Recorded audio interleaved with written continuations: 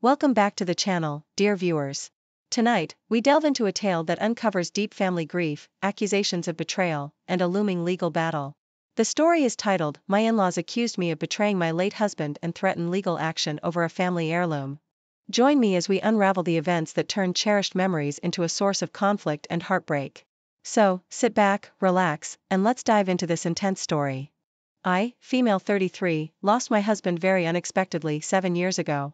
We knew each other from a very young age and married when we graduated college. I've known his family for almost my entire life and they're the closest I have to actual family. My own family situation has always been problematic. I became very close with his parents in particular. I will still call them my in-laws, and we supported each other heavily through the grief process. We didn't have children before he passed, but we were trying. I began slowly dating again 4 years ago, mostly casual dates and nothing serious. In-laws were broadly supportive. I told them I was ready to date and they said okay but didn't want to know the details. As a result, I only ever spoke about my dating life vaguely and infrequently to them. Around the same time, I got a big promotion and began to spend a couple of months a year in Paris for work, global issue permitting. Then 1 year ago, I met Armand, male 38, and started my first serious relationship since being widowed. Given Armand lives in Paris, our relationship is based there. While we have traveled quite a lot together, we have yet to go to the US together. He hasn't met my in-laws but I have told them I'm dating someone. Around Christmas, we found out I was pregnant. This was a total surprise as we weren't trying. We've since decided that I'll move to France permanently instead of splitting my time between the US and France so we can raise a family together. Unfortunately, it isn't really possible for Armand to move to the US. He works in the art industry and his studio and backers are all Europe-based. I told my in-laws and they were deeply upset. They said I was depriving them of their only opportunity to have a grandchild. My husband was an only child. Then they accused me of moving on too quickly and not loving my husband. In the end, we had a huge argument and they demanded that I leave all my husband's belongings from our apartment, his clothes, personal effects, etc. to them when I moved to Paris. They also demanded my engagement ring, which is a family heirloom. They said that they should have these because while I've moved on, he'll never stop being their son. I said no. These things are all treasured memories from my life with him and I never want to forget. They have threatened legal action to recover the ring in particular. I don't think they have a proper legal right, but I can see the hurt I'm causing them with my choices and maybe by giving them what they asked for, they'll be able to have closure. Am I the idiot for continuing to refuse? Then they accused me of moving on too quickly and I stopped reading right there. So, he passed away 7 years ago and they say she's moving too fast. What happened to OP and the in-laws is horribly unfair and tragic, but after 7 years, OP deserves to find love again. The in-laws really should see a therapist to address this. You are not the idiot. You didn't divorce your husband. He passed away. The person you chose to spend your life with and that was taken away from you way too soon. Unfortunately, he was taken from them too soon as well. I would try to find a compromise which may be giving them the ring and you keeping the rest or finding a few things of sentimental value and giving them those, but ultimately this was your husband. These are your memories with him and you'll never stop loving him just because you found someone else to love as well. You are the idiot. The ring should absolutely be going back to the family though. No matter how you feel about it being given to you, the heirloom is meant to be passed on to a future generation family member at some point, which again isn't possible in this case because you two never had a child together. You're moving on and your family's now with another bloodline family. The heirloom ring is not meant to be with that family at any point. I'm sorry, but this is a very bad take. OP's a widow. Widows do not lose their place in a family. The ring will go where she sees fit because she's the rightful owner. OP, it's your choice one way or another. However, I wondered how you having a baby with your new partner is depriving them of a grandchild. Totally bemused by that. If they want to be considered your child's grandparents, the last thing they should be doing is making petty demands. Update. After the funeral, I already gave many of my husband's possessions to my in-laws. What I kept were some clothes that reminded me of happy times. Things with his handwriting on them. Memories from trips, etc. And I want to keep those. It's not like I'll be lugging a huge amount of things to Paris. It's not unreasonable that I keep these. They're memories we made, not with his parents. It was worth clarifying that I don't have a separate wedding band. We couldn't find one we liked which matched the ring. So my engagement ring is also my wedding band, which my husband put on my finger in the church. I do wear the ring frequently, and it's the only thing I wear with any regularity. I really don't want to lose the relationship with my in-laws. They've always been so kind to me before all of this happened. For example, I've been spending every major holiday, like Christmas, etc., with them for the past decade.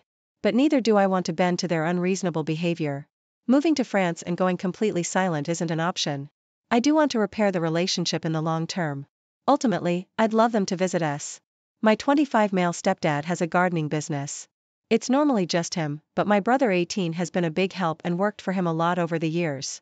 The clients love my brother. He has a good work ethic and gets the job done properly and quickly.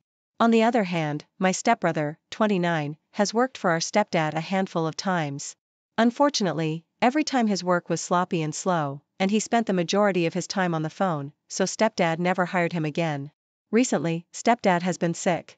His body's just giving out on him, and our mom's forcing him to retire before he kills himself from work.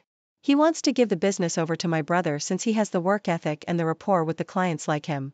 My brother is basically our stepdad's mini-me, lol. My sister, stepsisters, and I are all okay with this since we feel our brother deserves it with the work he's put in and how he's helped build up the business.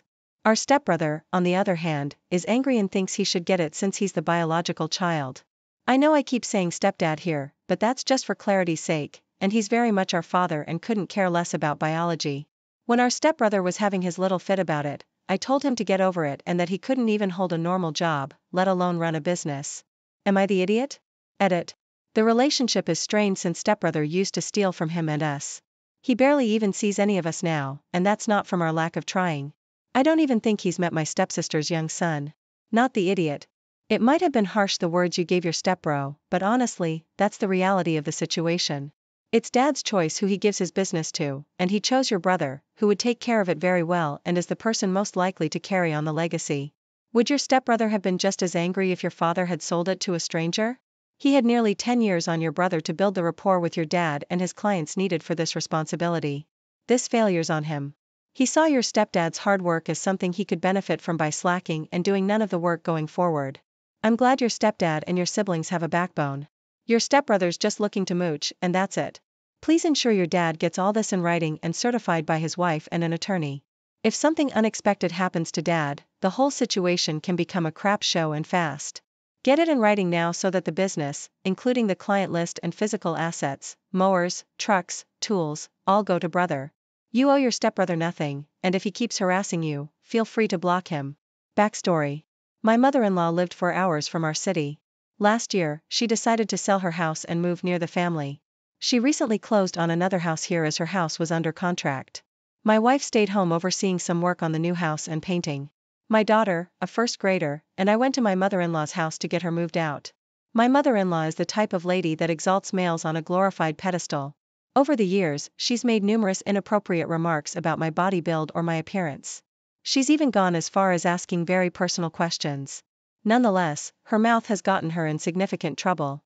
With that said, when we arrived, she seemed to have been minding her manners at first. However, she commented to my daughter that when she gets older, she should marry a man just like her father. Later that night, we had an argument. My kid didn't eat dinner because she had a stomachache. My mother-in-law demanded she helps clean the kitchen and said I should be relaxing instead. My argument was why should she have to clean up from dinner when she didn't even eat? The next morning, my daughter slept in a bit, which irritated my mother-in-law. She commented that my wife is lazy. That's where her granddaughter gets it from. It made me angry considering all the work my wife has been doing to her new house. An hour later, my daughter got out of bed. I was outside when my mother-in-law was putting socks on my kid and said don't ever get fat like your mother. I didn't know about that comment until the next day.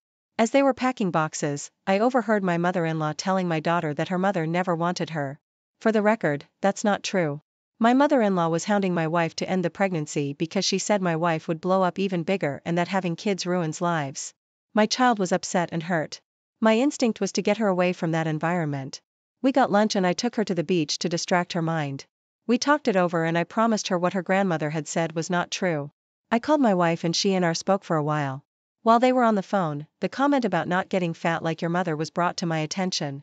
We went back to the house and I gathered our belongings and we left. Outside sat several pieces of furniture in a few large boxes. My mother-in-law tried hiring movers after we left but none were available. Overnight it rained which ruined everything. My brother-in-law called me an idiot for letting her furniture get ruined and also claimed that it was elder abuse. A week later I received a handwritten bill requesting $4,000 for the ruined furniture. My mother-in-law wrote how saddened she was to realize my wife had brainwashed and demasculized me. The move occurred on the 1st of the year, and yesterday I received an additional handwritten letter stating that I'll be sued if I don't pay for the damages. Yes, Your Honor. I'm suing my son-in-law for damages. He left because I intentionally inflicted emotional trauma on his daughter. No, he wasn't being paid for this work. No, he was under no contractual obligation to complete the job. No, I made no efforts to cover my own items with tarps, garbage bags, etc. when I realized it was raining. Yeah, I don't see that playing out really well for her in court. Let her sue you and waste her own time and resources. She has nothing supporting her claim. That's wild. Your mother-in-law is a narcissist. Politely let her know you will deduct it from what she owes from your wife and daughter's past and future therapy bills to deal with the trauma she created by being awful. Not the idiot, and I hope your entire family goes no contact with this cruel and toxic woman. Sadly, I think it's going to get worse. I agree that no contact would be ideal, but knowing mother-in-law's moving closer makes me think that won't be the case, at least not right away.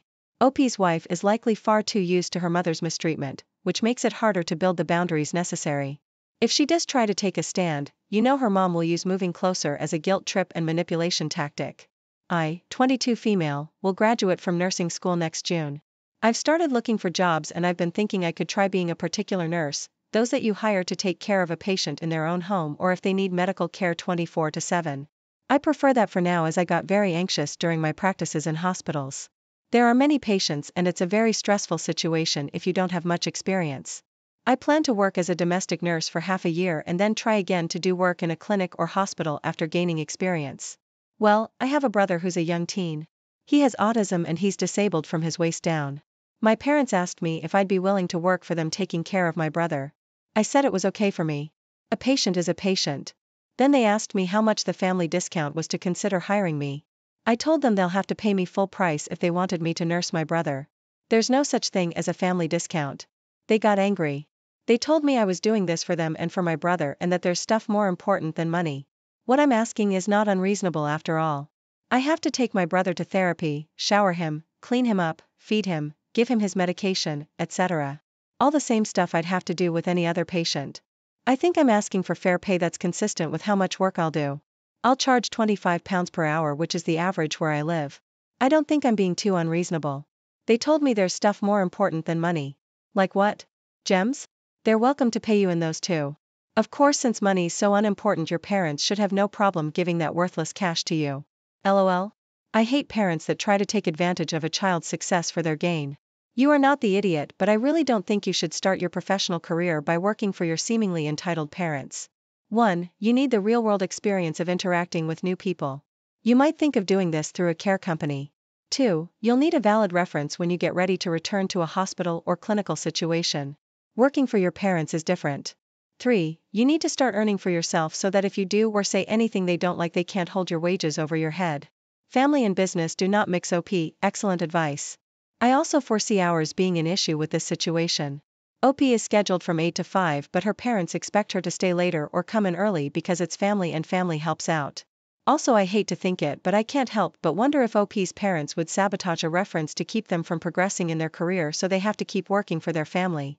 Your parents are tired of taking care of your brother and want you to start doing it so it's not their responsibility anymore. They should want you to start your professional and independent life well, which means watching you get a full-time job or agreeing to pay you full price for your services. To be honest, I think £25 an hour is way too low for this kind of care you want to provide. This would be the family discount. They're asking you to set up a recipe for resentment and you don't have to play that game. So this happened yesterday. I came home from work in the evening and saw something cooking on the stove. I asked my boyfriend and he said he was boiling salmon. I was taken aback, like completely. I asked him to repeat what he said and he so casually said it again. I was like, EW, who boils salmon? He made a face and didn't reply. I told him it wasn't right and that I never heard of salmon being boiled like an egg and water type of boiling. He said it was all right and he liked it cooked that way. I called him dumb for this, to which he reacted by snapping and saying, "Who the heck says I can't boil salmon?" I said, "A common sense." He replied, "Screw common sense. I bet it's no longer common sense to eat an apple from an apple tree in this time and age." We had an argument and he started ignoring me, saying he felt hurt and disrespected when I called him dumb. He's now waiting for an apology. Am I the idiot? I called my boyfriend dumb because he likes his food cooked differently than I do. I actively sought him out, insulted him based on something that had zero impact on me and demanded he fights back, and now he feels disrespected. I think he should apologize. Wow, you are the idiot. A massive one at that. This. OP sitting here like what idiot boils salmon while high-class restaurants are off poaching salmon and charging top dollar for it. OP is acting like a spoiled toddler who's only been raised on chicken nuggets. Poaching/boiling salmon is very much a thing. It's funny you're getting all bent out of shape and upset when you're the one who called him dumb.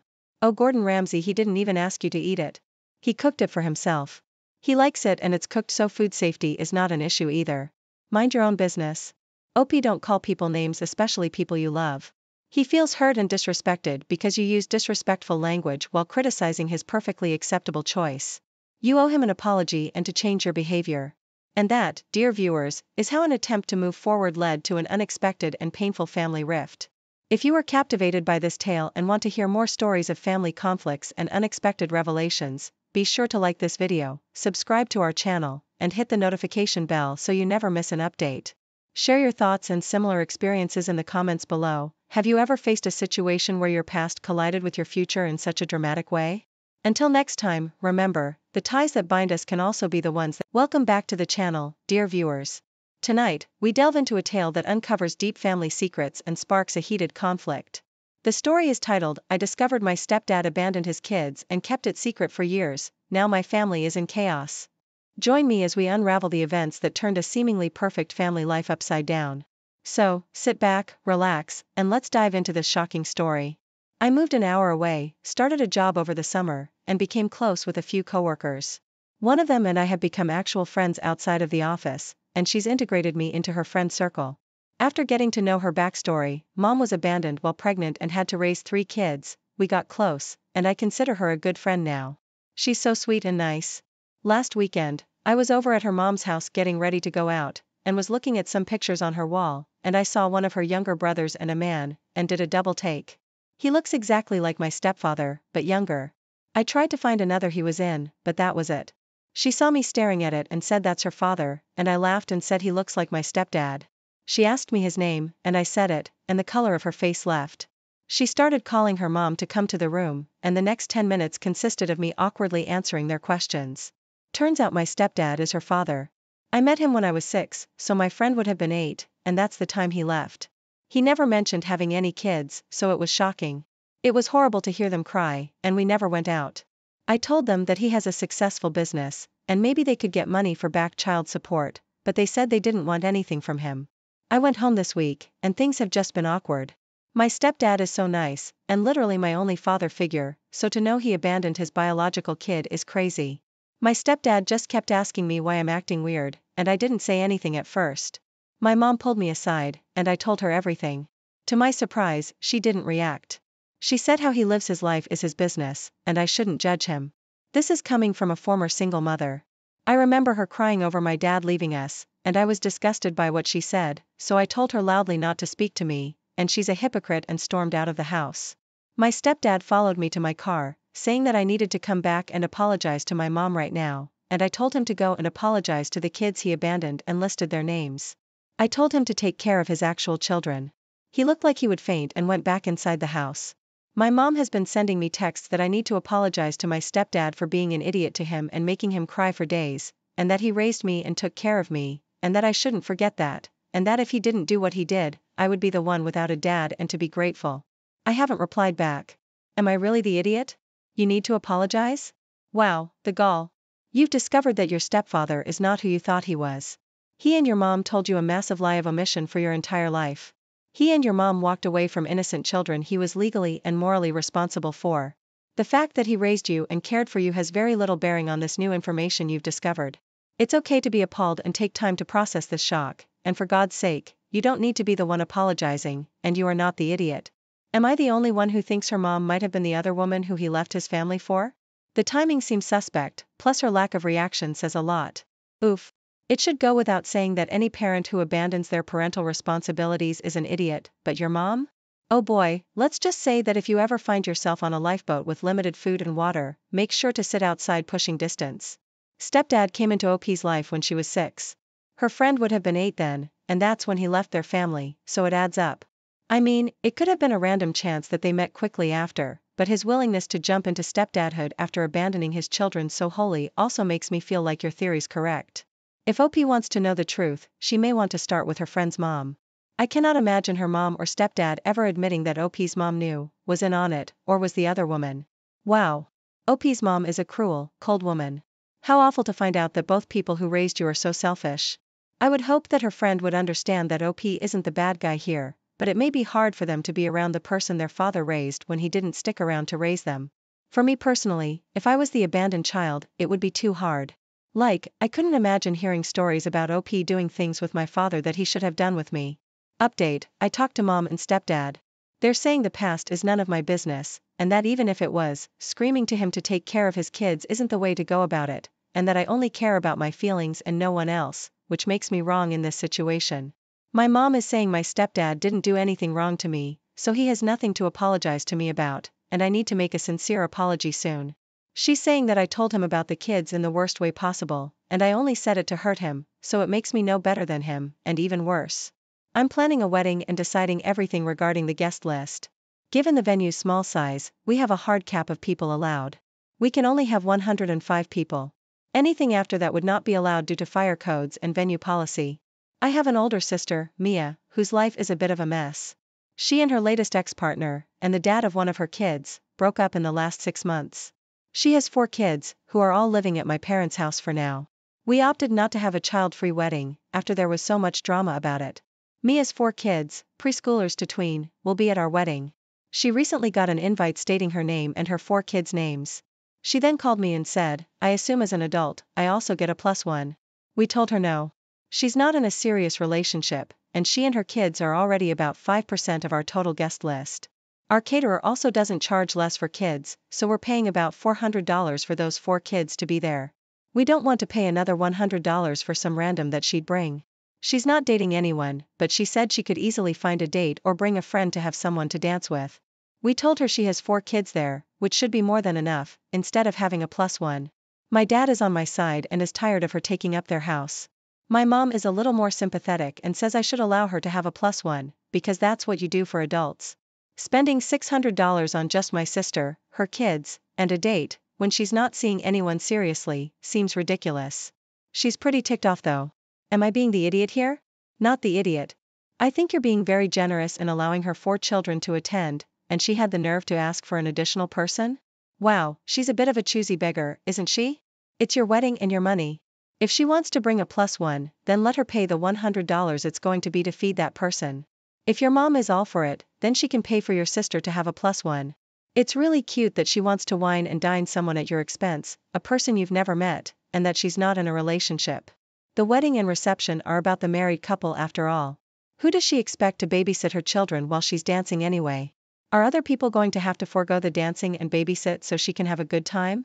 She can hire a babysitter and leave the kids at home and get a +1. Or she can bring her kids and no +1. Let her choose. You win either way. She's broke, so there are no babysitters, and I'm not even expecting to get a gift from her. She didn't get a gift from my other sibling last year because money was too tight. I honestly don't care about the gift thing, but I'm already paying roughly $500 for her and her family, and an extra $100 just feels unreasonable given she's already bringing 4 extra guests. My partner and I are paying for the entire wedding ourselves. Then that's your answer.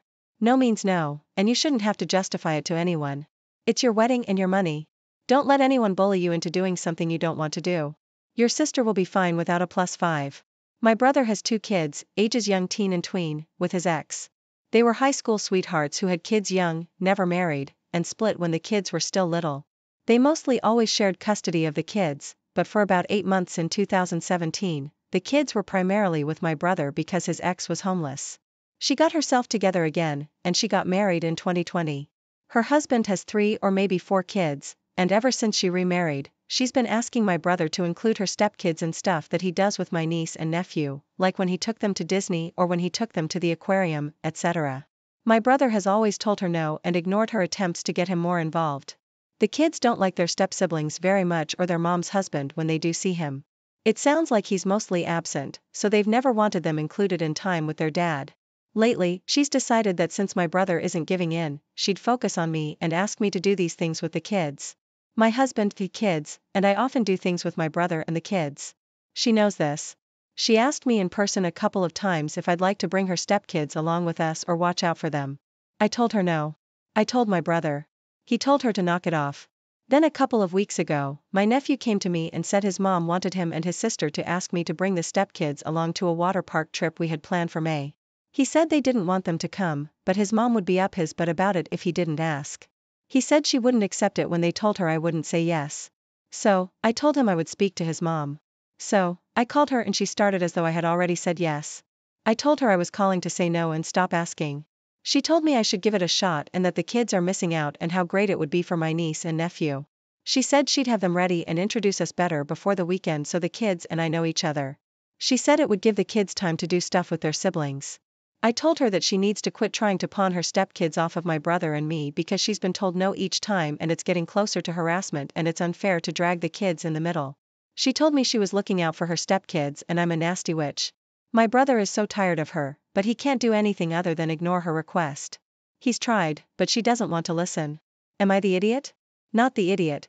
So, she expects others to do her parenting, give her a break from her parenting, and pay for strangers' kids.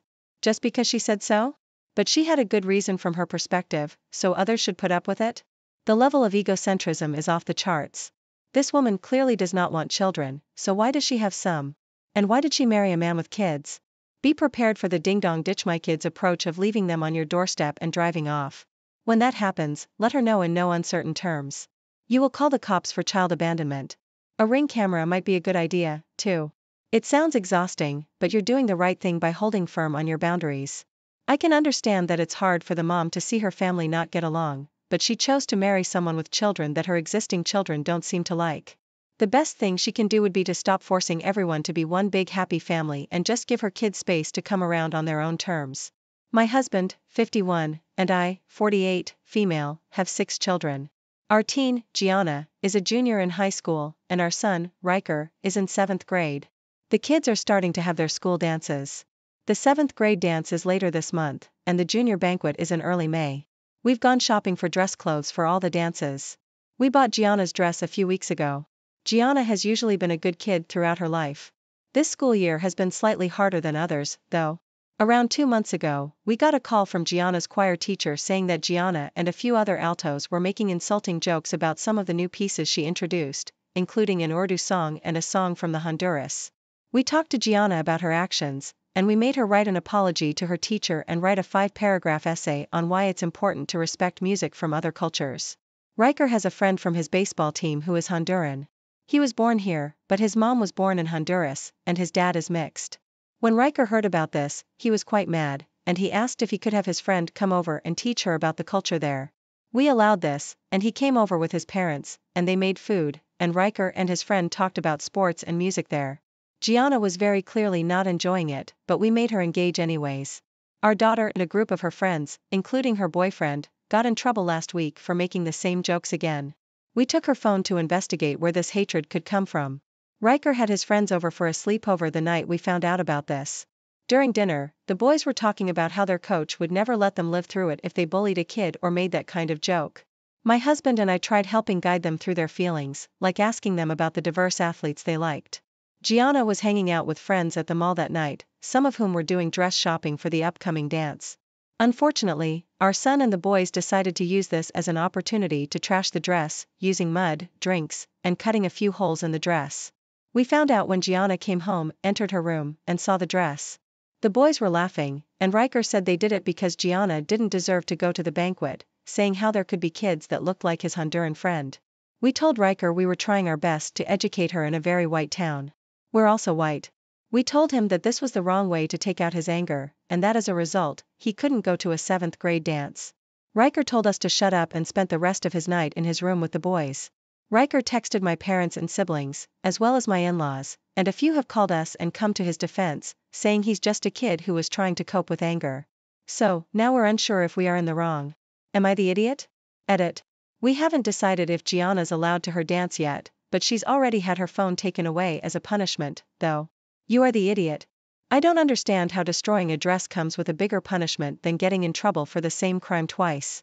What he did was wrong, but the fact that your daughter's still getting to go to her dance and out with the friends also seems like the wrong response, so I can understand why he's angry. Yeah, like is the daughter some golden child or what? Maybe the son sees the lack of true punishment or consequences as her getting away with it and is understandably angry about it. OP royally messed up here, and their half-baked solution is only going to make things worse. I agree, an appropriate punishment would be making him pay back the cost of the dress or a new one, but I honestly wouldn't punish him. I'd explain how what he did was wrong, but you're proud of him for sticking up for his friends against his awful sister. And you are the idiot for even allowing your daughter to still go to the dance. Obviously, whatever you're doing with your daughter isn't changing her mind. Maybe take a look at yourself and how you contributed to raising a brat. My parents are having people from their home country come for a visit. They told me that for the 4 weeks that the guests were here, I was to vacate my room and sleep in the basement on an inflatable mattress. I, female 26, have only been living with them because they insist. I have a job and have been working and saving money since I was 16. I didn't need their help to pay for college, and I paid them rent for my room, as well as buy groceries and help out around the house. I told them that if they wanted a guest room, then I could move out. Several condo developments in my area have units ready for immediate possession, and I have almost enough to buy one outright. I have no debt, thanks to living at home for the last 4 years. They say that I'm being ungrateful and argumentative. I don't think it's fair to kick me out of a room I rent for nearly a month. They didn't even offer me the choice not to pay for the month I don't have any room. Not the idiot, but at 26, you don't ask to move out. You sign a lease and then tell them the date you're moving out, and make sure you already have important stuff, computer, laptop, passport, driving license, social security card, etc., safe, before you tell them, just on the off chance that they throw everything away while you're at work. If you're paying rent, you have a right to your room. Imagine if a roommate asked you to pay rent, but also give up your room. Or a landlord. An actual unrelated landlord wouldn't be able to force you to stay in a different unit or room than the one you rent for their guest. Consider this a sign and a blessing to move out. At 26, you're too old to have to put up with this kind of behavior from your family. And that, dear viewers, is how a chance discovery led to the unraveling of a long-held family secret. If you were captivated by this tale and want to hear more stories of family conflicts and unexpected revelations, be sure to like this video, subscribe to our channel, and hit the notification bell so you never miss an update. Share your thoughts and similar experiences in the comments below. Have you ever faced a family drama that took you by surprise? Until next time, remember, understanding and communication are key to navigating the complexities of. Hello everyone. Today, I have a story that's bound to leave you speechless. It's a tale of manipulation, heartbreak, and ultimately, poetic justice. Buckle up as I share how my evil mother-in-law tried to ruin my marriage, but karma had other plans. Welcome to the story of my evil mother-in-law ruined my marriage, but karma struck back harder than ever. Let's dive in. But don't worry, justice was served and my evil mother-in-law Nessa did get her karma in the end. To start my story, I must mention that I met my husband Logan in college. We were both studying abroad and I had no idea how horrible his mom truly was. From what I had heard from Logan, I only had admiration for the woman. Nessa was a single mom to Logan since his dad died when he was a teenager. It was a rather tragic situation. While coming home from a dad-son trip, their car crashed and only Logan survived it. His father was alive for a very short while and passed away 2 days after the incident. Logan had moderate physical wounds but his mental trauma was something that just wouldn't go away. Logan had always talked about how he was grateful to have his mom step in and take care of him. Nessa was a fighter and raised a fine young man. So I only had positive thoughts about Nessa until I actually met her. This is how our first meeting went. Nessa, I'm so happy to meet you. I was actually looking forward to getting to know you because of the stories Logan told me. You truly are a remarkable woman. That I am, Zoe. I'm glad you could see that early on.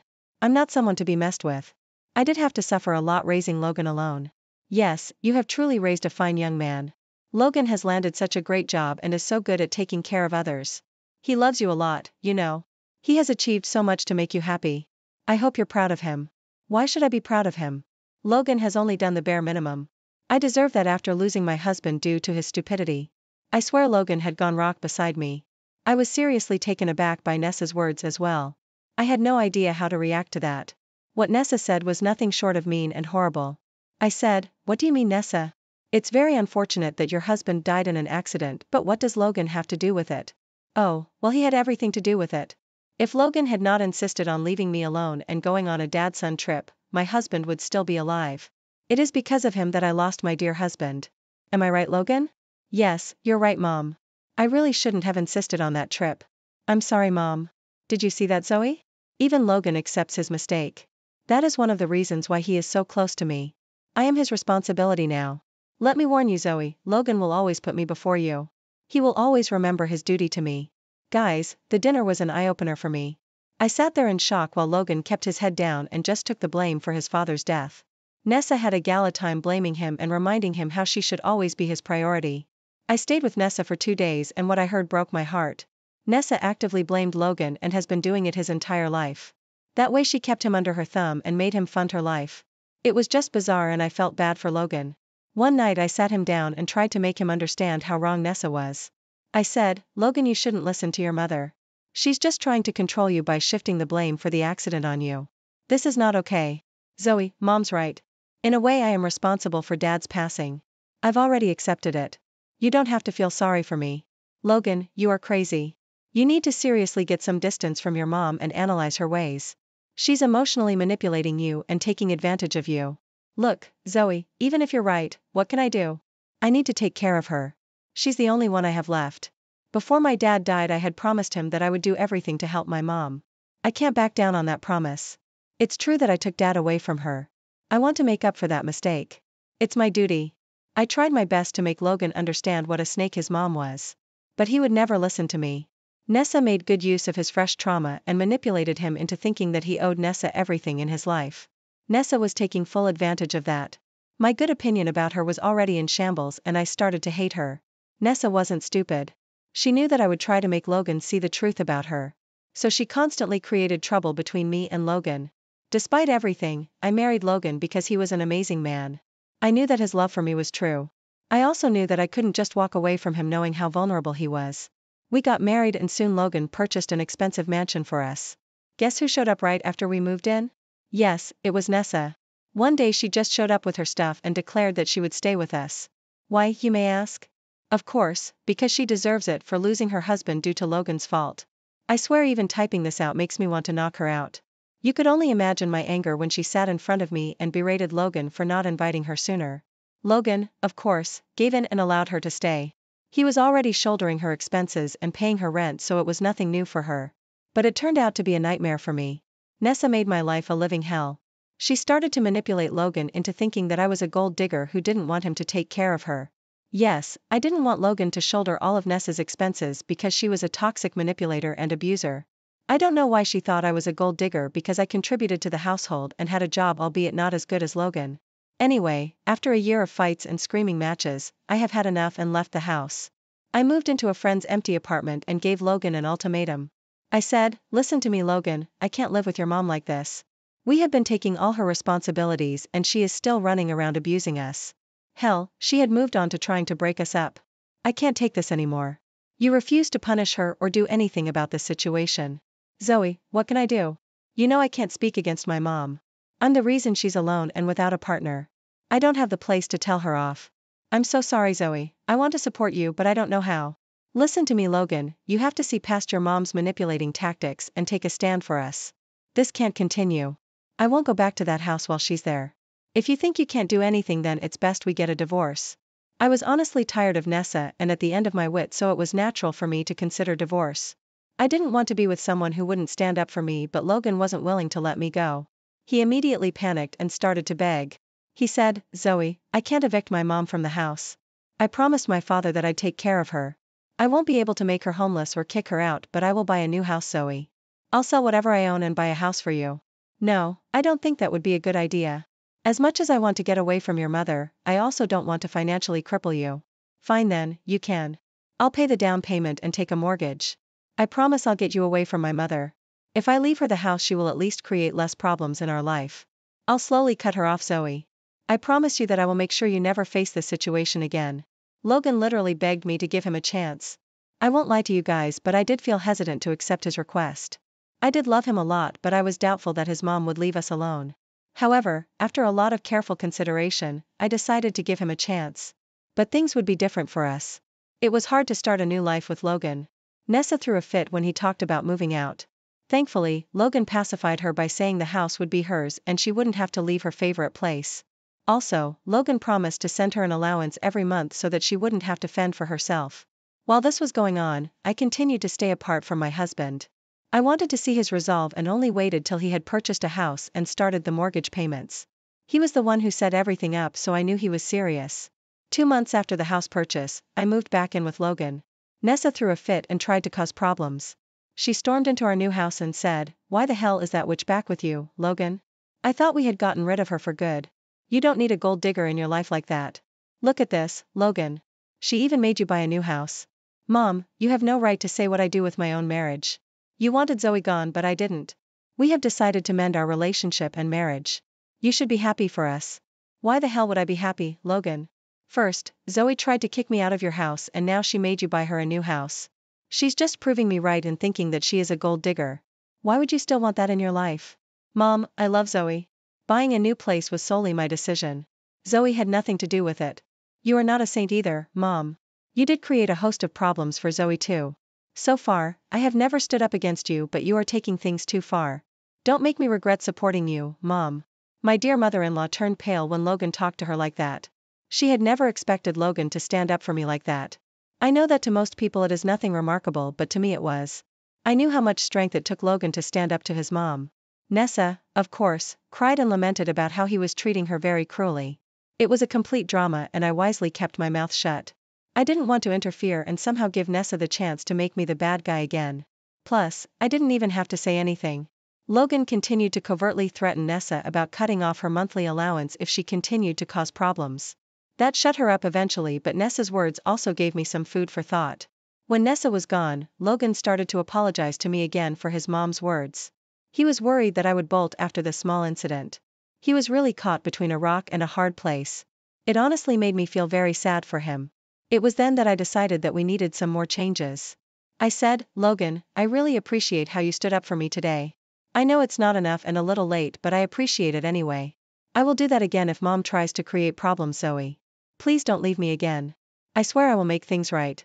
"Logan, I'm not leaving for now but we would need a little more change after today's incident. It has got me thinking about certain stuff and what more needs to be done." Logan immediately jumped to hear my suggestions. It warmed my heart to know that he was willing to do what it takes to make us happy. That's how I got the confidence to proceed with my suggestions. I said, "First of all, I think we need to see a therapist. We need both individual therapy and couples therapy. It will help us fix our relationship better and make you unlearn that shit that Nessa has been teaching you since your childhood." "Absolutely, Zoe. I've been thinking about the same thing. It's difficult for me to stand up to my mom due to my childhood. Mom really made sure I always felt guilty about standing up to her. Only therapy can help me in this regard." "What else do you have in mind?" "I would like to start paying the mortgage on this house." "What? No, no, no. I decided to buy a new house. I need to prove to you that I am committed to us, Zoe. You already proved to me that you are committed to making this marriage work. But I need the world to know that I am not a gold digger. For that, I need to have an equal contribution to this house. You already made the down payment, so I will take over the mortgage payment. Eventually, we will put both our names on this house." Logan did protest a lot when I suggested this. He was adamant that he would pay for the whole house. Hell, he even suggested I put my name on the deed without paying anything. But I strongly disagreed with that. I knew that if I had taken up his offer, his mother would be proven right. She would have convinced everyone that I am after Logan's money, which I am definitely not. The best course of action was for me to pay the mortgage and eventually have my name added to the house. After a lot of discussion, I convinced Logan to do what I had planned. From the next month onward, I started the mortgage payments on the house. 2 years passed and things were great between me and Logan. In our new house, we were able to have a happy married life away from Nessa. She did try to meddle and cause problems, but Logan put her back in her place every time. Therapy helped a lot and Logan was able to let go of the guilt that his mother had instilled in him. The two of us were very happy and Nessa was a distant problem from our past. But everything came crashing down when Logan was diagnosed with a rare disease. The diagnosis came late and there was very little we could do to help him. He was given 4 months to live. It is difficult for me to describe what the diagnosis did to me. It is even more difficult to explain my mental condition when he passed away just 3 months into the diagnosis. What I can say is that I was able to make the most of what little time I had left with Logan. Thankfully, Nessa didn't interfere much or rather Logan didn't allow her to. But when he was gone, Nessa didn't stop the venom spilling out. Just 2 days after Logan's death, she strolled into my house like she owned it. I was angry and said, "What the hell are you doing here, Nessa? I told you to stay away. Why would I listen to you, Zoe? This house will soon be mine anyway. I've just come to see it before I take full ownership of the place. You are freaking crazy, Nessa. This house is mine. There is no way in hell that I would let you take it from me. Oh darling, this house was Logan's till he died. I know that you guys never ended up adding your name to the deed.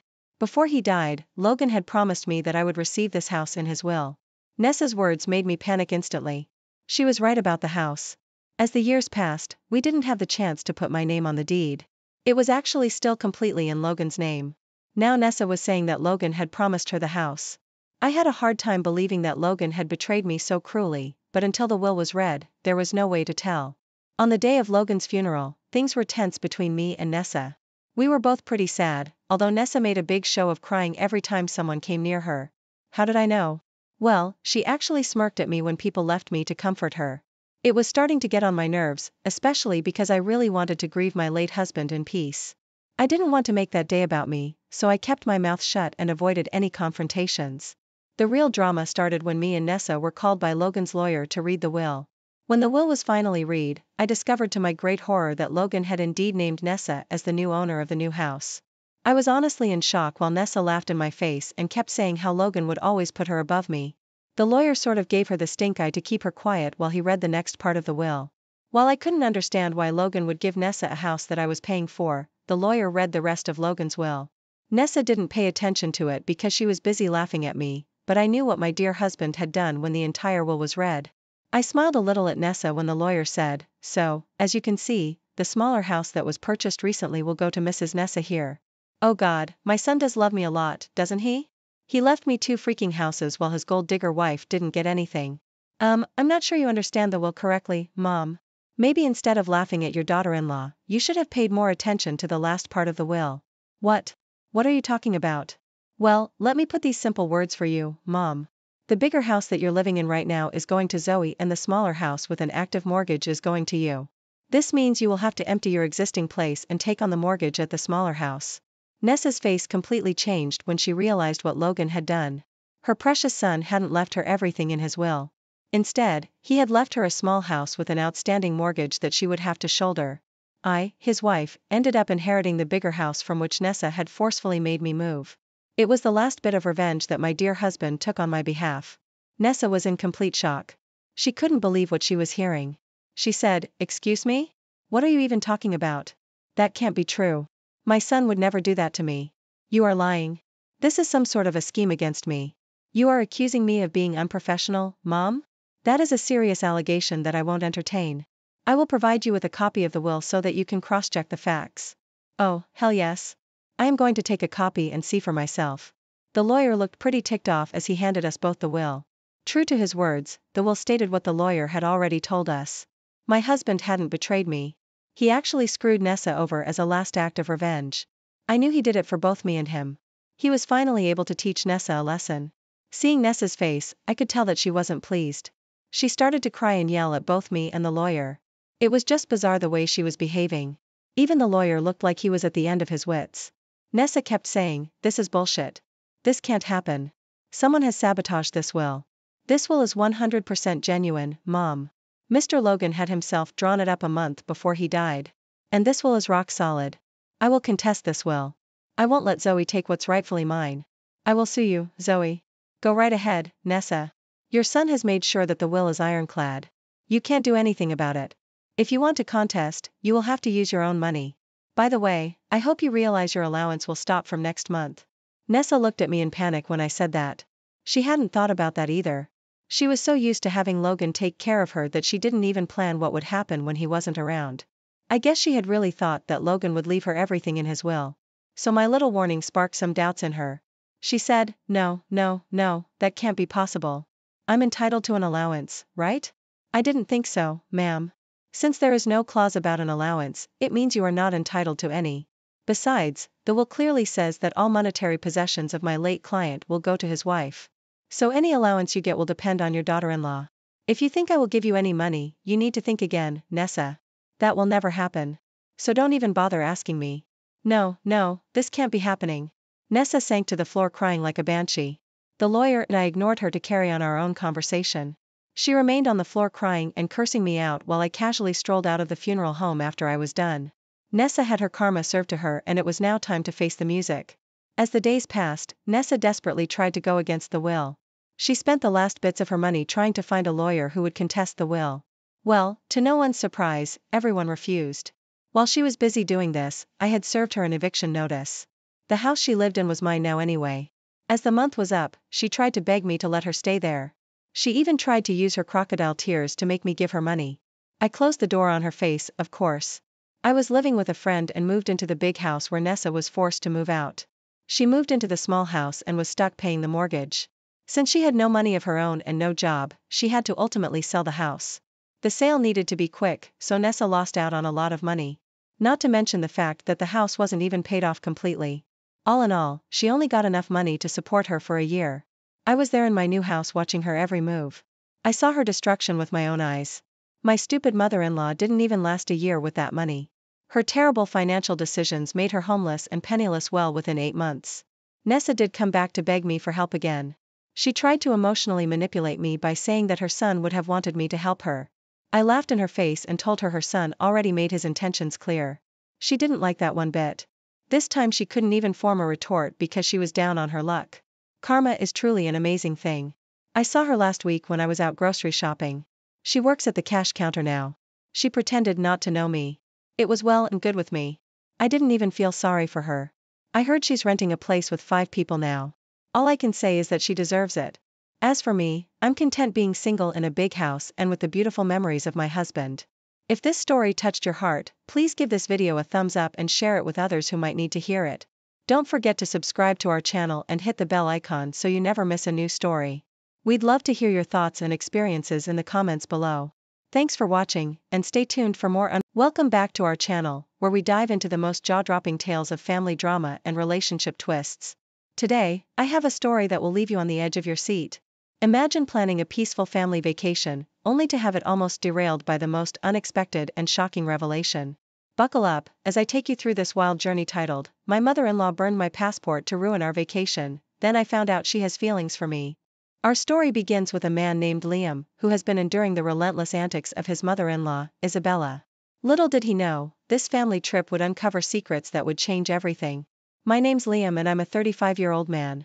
My mother-in-law, for whatever reason, didn't like me for a very long time. You could argue that it was because I was stealing her precious princess away from her, but she doesn't act that way with her other children and her other daughter-in-laws, sister-in-laws. I always suspected that she had a personal problem with me, which honestly to this day hasn't properly been confirmed with her. But I'm glad that I at the very least got some revenge for her stupid antics. Let me tell you the story. From the very beginning, Isabella, my mother-in-law, and I clashed like oil and water, like fire and ice, like pineapple on pizza. Don't argue with me. She had a knack for getting under my skin with her passive-aggressive comments and disapproving glances. Whether it was about my choice of career or my lack of culinary skills, Isabella never hesitated to let her opinion be known. This one time, she fought with me because of a rug. A stupid rug. Can you imagine? This is how the argument went. "Liam, I can't believe you didn't get the rug I wanted for the living room. It's like you never listened to me." "Isabella, this is my house and I should have the freedom to choose the furnishings. The rug I bought is perfectly fine." "Perfectly fine?" "It's hideous. You have no taste." This is just another example of your incompetence. Enough, Isabella. I'm tired of you constantly belittling me and listing all my shortcomings. I work hard to provide for this family and I deserve some respect. Respect? Respect is earned, Liam, and you've done nothing to earn it. You're just so useless in so many ways. I can't have this conversation right now. Our conversations would normally go like this, with Isabella fighting me for something stupid and me leaving without engaging any further. That woman was sick. She definitely enjoyed seeing me angry, so I did my best to not give that to her. I genuinely believed that she had some sort of mental problem because the way she behaved was crazy. I often turned to my wife, Harper, seeking solace and understanding. Harper and I were a team facing the world together, but when it came to her mother, she often felt caught in the middle, torn between her loyalty to me and the ties of blood. She would listen to my grievances and offer comforting words, but deep down, we both knew that Isabella's ways were detrimental. One day, Harper approached me and said, "Liam, I have some exciting news. I've been thinking about your situation with Mom and I believe I found a way to improve your relationship dynamic with her." "Really?" I wasn't expecting any surprises. "What do you have in mind?" "I planned a family vacation for all of us. I thought it would be a great opportunity for us to spend time together in a fun and lively environment, away from the daily stress and tension, and maybe you two could work on your relationship." "Harper, I appreciate your efforts, but do you think a vacation can really fix things? My relationship with Isabella is so strained. She hates me. She doesn't hate you, babe, but I understand your concerns. It's a chance for us to reconnect, create positive memories, and find some common ground. Plus, Mom seemed genuinely excited about the idea when I mentioned it to her. Isabella was actually enthusiastic about a family vacation? That's unexpected.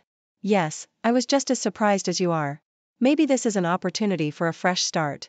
We can focus on enjoying ourselves and work on building a bond between you two. I guess it's worth a try.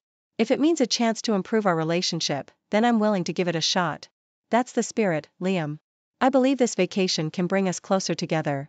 We'll make it a memorable experience for everyone. I was a little bit giddy. I enjoyed vacations, but I was also obviously worried that things wouldn't even work out because Isabella was just hell-bent on making me angry. But I did say that I would try, so that's what I had to do. Slowly but surely, however, my hesitation grew into full-blown doubts. She was enthusiastic, making suggestions and even offering to help with the planning. This sudden change of heart set off alarm bells in my head. Isabella had never shown such eagerness before, and it made me suspicious. I couldn't shake off the feeling that something fishy was going on. Nonetheless, I kept my suspicions to myself. If I'm being honest, I think that I felt quite guilty for holding on to these suspicions. I didn't want to bring these negative vibes on our trip, and I didn't want Harper to be angry with me for being suspicious. So I kept it to myself. But surely enough, call it intuition or good luck, I found out the truth and I was right. But let me not get ahead of myself. Amidst the uncertainty, Harper and I prepared for the trip, hoping that the change of scenery would bring about some much-needed tranquility. A week had gone by, and our trip was rapidly approaching. We packed our bags, double-checked our passports, and eagerly anticipated the adventure ahead. Now, it's worth mentioning that regarding the passports, I also had a gut feeling that something awful was going to happen. Because later on that evening, Isabella called. Harper wasn't in the room at that time, so I answered the phone for her. Hey love, make sure that your passports are left on the table tomorrow. Oh, hey, Harper stepped out for a moment. What's up? Liam, I was expecting Harper. Well, anyway, I just wanted to remind you both to leave your passports on the table so that we don't forget them. Why? The trip isn't for another 3 days, approximately at least. Leaving them out on the table so soon can be problematic. I think it's better if we keep the passports in our bags for now. Harper enters the room, sensing tension in the conversation. What's going on, Liam? It was your mother calling, and I just thought I should answer. Isabella was reminding us to leave the passports out, but I suggested keeping them in our bags instead. Leaving them out on the table might not be the safest idea. We could accidentally knock them over or forget them altogether. Yeah, that sounds like a better plan, Liam. We don't want to risk losing them or causing unnecessary trouble. Isabella, clearly frustrated by our responses, finally said this.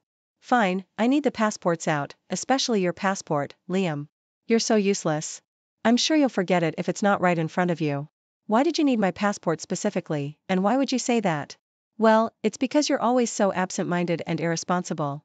I can't trust you to remember anything important, so it's better if you just leave them out. Isabella, that's not fair. I've been responsible and capable of taking care of my things. Okay, let's take a step back. We all want this trip to go smoothly, and we don't need any unnecessary arguments. Mom, we appreciate your concern, but I agree with Liam that it's safer to keep the passports in our bags for now. If you don't leave your passports out tomorrow, then I'm not going on this trip. Both Harper and I shared a look of bewilderment. How could she resort to something so unnecessarily stupid? I was done with the conversation, and I wasn't about to enable Isabella by nagging her and forcing her to come. Harper, being the sweeter one between us, decided to do exactly that. The call ended with Harper agreeing to leave out the passports as instructed, and I was upset that Harper complied so easily. You know, the reason why she's always getting angry over stupid things is because she knows that you'll always take her side. That's not true, Liam. I don't always take her side. I just try to avoid unnecessary conflicts with her. You know how she can be. But Harper, it's like she's controlling everything. She manipulates situations and expects us to bend to her will. We can't keep letting her dictate our lives. It's not that simple, Liam. Confronting my mother is extremely difficult for me. She's been like this all her life, and I've learned to navigate around her outbursts. It's easier to comply than to challenge her. I understand, Harper. I'm sorry for everything you have to go through. But there needs to be a point where enough is enough. We can't keep sacrificing our happiness for her satisfaction. I just want to have a good time on this vacation. I don't want tension or arguments ruining it. For now, let's just do as she says and hope for the best. We can deal with the consequences later. Fine, Harper. If that's what you want, then I'll go along with it. But I hope you realize that we can't keep enabling her behavior forever. Harper and I argued back and forth about this. It was hard to admit at the time, but this strenuous relationship I had with my mother-in-law was seriously killing my relationship with Harper. It was annoying to constantly bicker about her mother. Instead of arguing about normal marriage things like finances, forgetting to take out the trash, or not doing laundry, we would argue about Isabella, and it was getting out of hand at this point. We were arguing about this well into the morning. Maybe we should just cancel the trip, Harper. It doesn't seem like Isabella wants us to have a good time. Liam, the trip is in just 2 days. We planned this for a long time, and I won't let her ruin it for us. We're going on that vacation, and we're going to enjoy ourselves. We both shared a moment of understanding, acknowledging the difficult position we were in. Even though I was reluctant, I agreed to comply with Isabella's demands for the sake of a peaceful vacation. Deep down, I knew that this temporary concession was not a long-term solution, but I hoped that the trip will provide an opportunity for us to properly reconnect and find strength together, as was the original intention of the trip. The next day arrived, and I was going about my day at work, trying to focus on my tasks and push aside the tension caused by Isabella's constant presence in our lives. Everything seemed to be going smoothly until I received a FaceTime request from her. I hesitated for a moment, contemplating whether to answer or not, but curiosity got the better of me, and I decided to see what she wanted. As I answered the call, my heart skipped a beat when I saw Isabella's face twisted into a malicious expression I had never witnessed before. It sent a chill down my spine, and I couldn't help but brace myself for whatever was about to unfold. Well, if it isn't Liam. I'm actually surprised that you answered my call. Honestly, I could say the same. What do you want, Isabella? Oh, nothing much. Just thought I'd share some of my thoughts with you. I'm listening. I hate you, Liam. I've always hated you. You're a worthless excuse for a man, and I can't stand to see you succeed. This isn't news, Isabella, but one thing I want to know is why. What did I ever do to you? I can't bear the thought of you being happy with her. You two, always laughing and enjoying yourselves. What is there to enjoy? You don't want to see your own daughter happy? What a pathetic excuse for a mother. Me, pathetic? I'm just trying to protect my daughter. You make her believe that there aren't any problems in this world. She's too jovial and naive. You're making her dumb and clueless, just like you. That literally doesn't make any sense, Isabella. You've always tried to undermine me with the way that you speak to me. Anyone can see that you're obviously obsessed with me. Isabella's face turned from malice to embarrassment. It was like I caught her in something. She wasn't expecting me to say that, and she subsequently blushed at my words. Wait. You're not obsessed with me, are you? Well, I don't know what you mean. What are you trying to say? Oh my God, Isabella. Do you have feelings for me? What? Are you crazy? That's crazy. Why would I have feelings for you? You of all people. Don't be ridiculous. I don't even think about you. Well then, why are you so obsessed with grinding me down? It's like you're a little schoolgirl and you have a crush on me. You remember how it was back then. If someone used to like you, they'd treat you like crap. This honestly has the same vibes. If I'm lying, then tell me, because I just don't understand why you hate me so much. Well, you see, the thing is. That's disgusting, Isabella. How could you have feelings for your sister-in-law? Well, what I was going to say before you cut me off is that I don't have feelings for you. So you can just shut up. Then why can't you stand the thought of Harper and I being together? Why don't you want us to be happy? Just shut up. Don't speak. I came here to do one thing, and after your preposterous allegations, I'm going to go ahead and do it with extra pride. As Isabella was speaking, I noticed her bringing up a passport to the camera's view. I was surprised to see the flickering flame of a lighter in her other hand. She sensed my confusion and began to smile that devilish smile she donned at the beginning of the call. And then she set the passport on fire. She began to laugh, but I didn't say anything. I just looked at her sternly with disgust and disappointment. She reveled in her malicious laughter, relishing in the destruction she had caused. You see, Liam, I hate you so much that I was willing to burn your passport into ashes. You will not go on this trip. You should just think of divorcing my daughter and moving to find someone else. What? Someone like you? I never said I don't like you, damn it. I'm certainly not obsessed with you. You're just delusional. Right. Well, okay. Why aren't you enraged right now? Didn't you see what I just did? I just burnt your passport, you fool. Yes, I did see what you did. But you got one thing wrong, though. That's not my passport. What? As she was exclaiming in shock and disbelief, I pulled out my passport from my laptop bag and showed her that I had it in my possession. Yep, got my passport right here. It turns out that when you tell people that they're useless and that they always forget things, they begin to be a bit more conscientious of their belongings. I thought it best to keep my passport with me because I could tell that you were up to something. But I told you to keep your passports out. That's why I'm at your place. Well, I'm sorry that I didn't fall for your vindictive plan, Isabella. I mean, what is wrong with you? Why would you even do something like that? Then? Then whose passport did I burn? There's Isabella's here. Yours was meant to be here. Well, it's funny you ask that because if you recall, you left your passport here 2 weeks ago when you got back from Canada. I'm guessing that you thought you had it in your possession all this time. I laughed as I watched Isabella's face twist from anger to shock and then to embarrassment as she slowly realized that the passport that she burnt was her own. You made me do this. Sweetie, I didn't make you do anything. You're the one who wanted the passports to be out. I took out all three and left them on the table in the foyer just like you asked. But I knew that you had to be up to something, so I decided to keep mine with me. Honestly, you should blame yourself. Why didn't you open the passport and check the names? I did. I checked the first passport and it was Harper's. Then I didn't think that I needed to check the second one since I thought it was yours and I had forgotten that I left my passport at your house. Isabella began to whine about how all of this wasn't fair, but just like in the movies, she was yet another stupid villain with a stupid plan that went all wrong. She was hoisted by her own petard, as all the fancy people say, and I was enjoying the show. As she continued to cry and shout at me, I said, "You underestimated me, Isabella. I won't let you ruin my life or my relationship with Harper. Your reign of terror ends here. You think you've won? This is far from over, Liam. I will find a way to tear you two apart. Well, good luck with that. It seems that while you're continuing to concoct your evil plan, my wife and I will be enjoying a well-deserved vacation. We're gonna have a blast. You won't have fun. Why do you two get to have fun? It's not fair. This wasn't supposed to happen."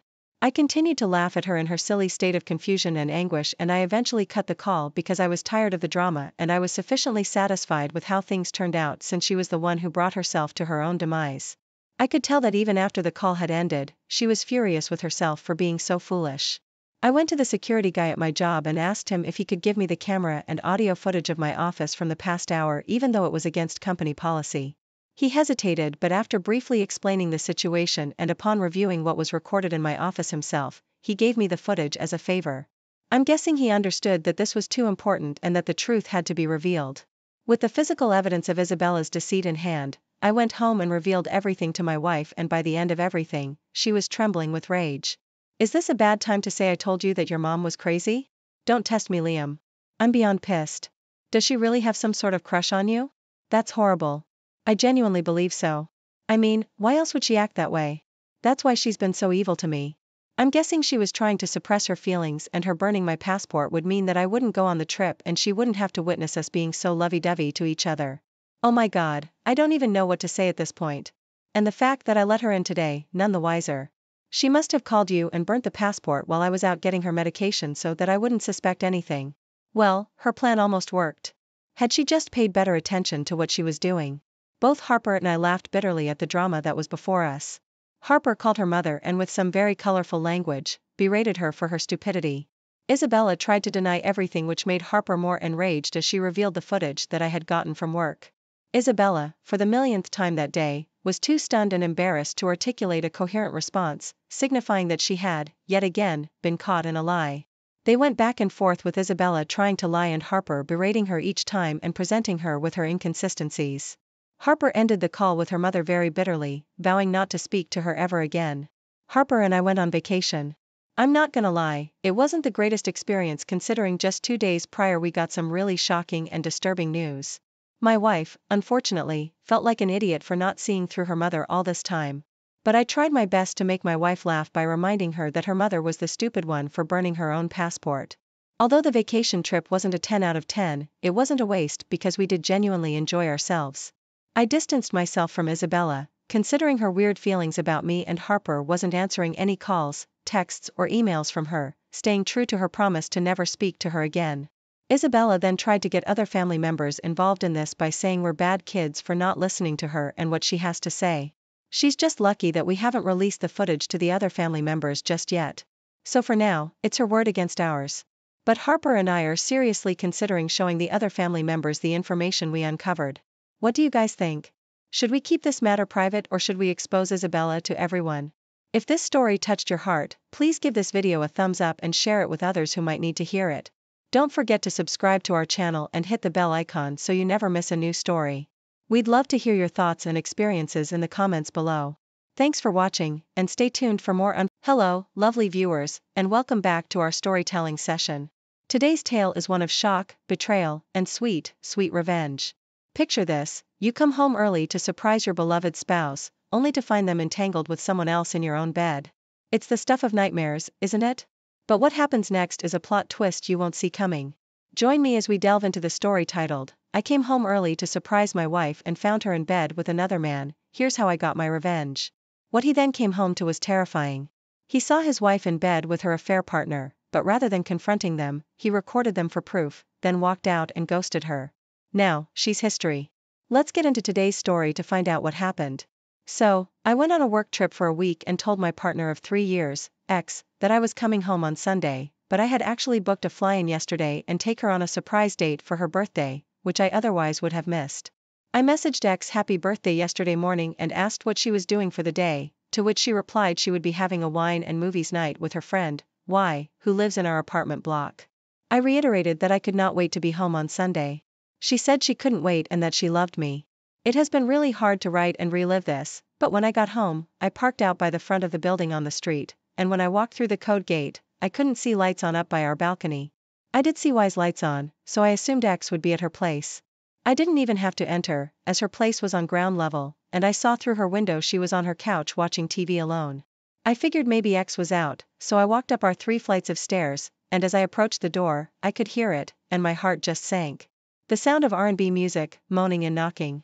The door wasn't even locked, and with the way it's positioned, opening the door gave a direct view of our bedroom.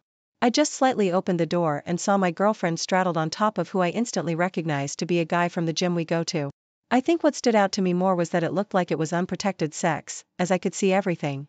I quietly closed the door and my soul just felt like it floated out of me. I knew they never heard me or noticed the door. I sat on the step for a good 5 minutes to process.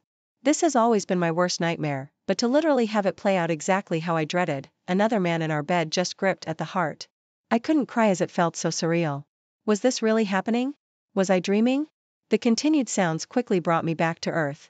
I got up and walked out of the building and towards the front gate. Y had spotted me through the window and called out to me and waved, gesturing for me to come over. I do get along very well with her, and in the past she had told X how highly she thought of me as a friend too.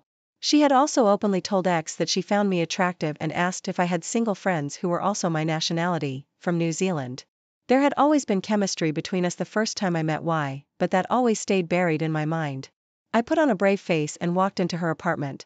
We hugged and she asked what I was doing home early. I told her I had dates mixed up and wasn't she supposed to be having birthday drinks with X? She seemed confused and told me that X said she was going out for drinks with some of our gym friends. Go figure. I instantly burst out in tears and cried for what felt like forever, and she got quite worried asking what was wrong, did something happen to me, etc. I struggled for words but blurted out that I had just walked in on the 2 of them in our bed. Her face turned so white and she just hugged me and started to cry too. She knew I was a joker, but I think she knew this was no joke. I just started talking out of frustration, saying that I didn't know what to do, that they could be up there all night, and that this was my nightmare. We had no issues in our relationship other than her lack of interest in sex once every 6 weeks. It's a wonder I lasted 3 years with her, and I had accepted that a long time ago. Y laughed through her tears and told me she had always been single and not had sex the entire time she knew me, and joked that maybe we could both use it. That actually made me laugh a bit too, and I hugged her, thanked her, and for a second forgot X was upstairs cheating on me. I asked her if I could stay there for the night as I had nowhere to go, and I slept on the couch. I am still here a day later. I watched the guy leave in the morning and watched in tears when he came back this evening. I'm supposed to be home tomorrow afternoon. I haven't texted X all day, but she hasn't texted me either. Truth be told, the only comfort I have now is with Y. How do I deal with X? Do I walk up there and interrupt? Do I call?